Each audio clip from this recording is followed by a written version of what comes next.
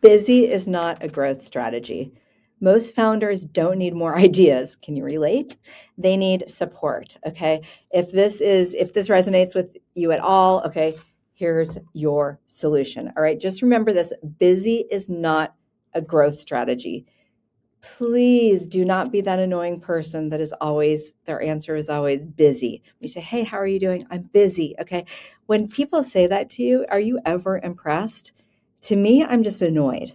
Okay. So when you're just like in this culture of busy, you're not only annoying you're probably annoying your friends, you're probably annoying your family, and you're probably annoying your team. All right. So enough with the busy culture. All right. It's totally, I don't get it. It's annoying. Mary Kay, the entrepreneur, she always said, make people feel special. Everybody wants to feel special.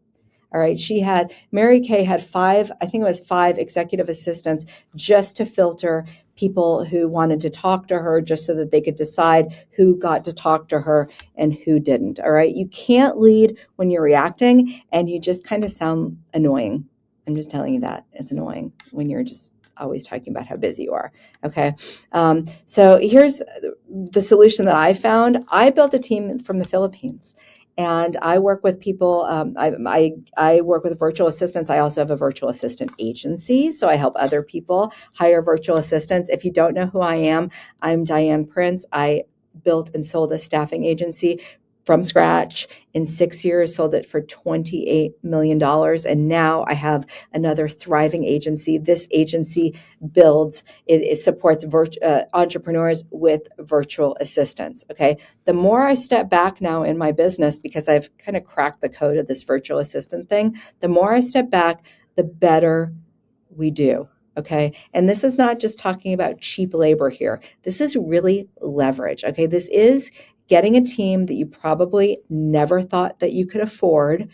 And it's mind-blowing the talent that you can get in the Philippines for a price that it was probably going to blow your mind. Okay. So you can typically get one virtual assistant for, depending on your business, if you look at your cost of what an average client brings in annually, often it's one virtual assistant. Okay. Like if you're in recruiting, one placement can be an entire year for a virtual assistant. Okay. So just one placement. All right. Imagine that.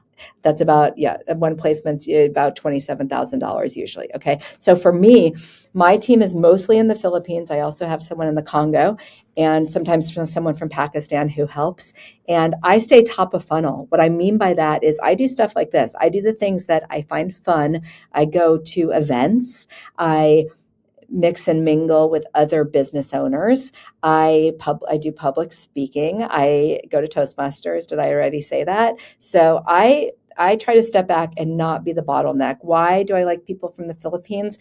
Typically, you can find people in the Philippines who speak excellent English. Just going to say it. They stereotypically have a culture of people pleasing, which people pleasing makes really good employees. Okay, because they're generally dedicated. You're going to want to make sure that you give really clear and direct feedback, and also make sure that your team knows that they can ask you questions, because sometimes what I've found with working with people in the Philippines, sometimes they don't want to ask questions. Okay.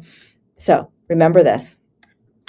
Busy is not a growth strategy. Okay. If you're working nonstop on your business and your business still feels like it's toppling over, okay, it's not because you're not trying hard enough. It's because you're doing too much of the wrong things. Okay. If you're still in your inbox, if you're still doing all your follow-ups, even if you're still making all of the decisions in your business. Okay. I know, because I've been there. All right. I can annoy my team so much when I start getting involved. All right. So growing your business, at this point, probably it's not always more hustle. It's more delegation and more clarity. Okay. The right virtual assistant team changes everything, not just admin, but follow-up, outreach, systems, day-to-day execution, and decision-making. right? Like we're trying LinkedIn ads now, and I just asked my marketing virtual assistants to figure it out. I meet with them. Okay, I still meet with them once a week, but they give me updates. They're telling me what decisions they're making and how they see it working. I'm not sitting there trying to figure the whole thing out. Okay, I don't know how to do this, and they don't know how to do it. They can figure it out. All right, so that's how you scale without doing it all yourself. If this resonates with you, watch the full video. There's a link in the description, and like, comment, follow for more information.